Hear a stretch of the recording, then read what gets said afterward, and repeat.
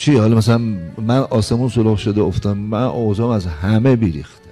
توی منزلی تهران یه جلسه ای بود صحبت میکردیم، از منبر اومدم پایین، کسی تو حیات اون منزل به من رسید گفت آقا من نماز شب میخونم، میتونم تو نماز شبم شاه و دعا کنم؟ بهش گفتم شما منو دعا میکنی، خیلی اظهار محبت به من میکنه. گفت ولی آقا ما شما رو دعا نکنیم کی شده؟ گفتم پس شاه رو حتما دعا. یه عده‌ای هم وایساده بودن که مثلا چرا؟ گفتم برای اینکه نکنه او هر کاری کرد با دین مردم بازی نکرد،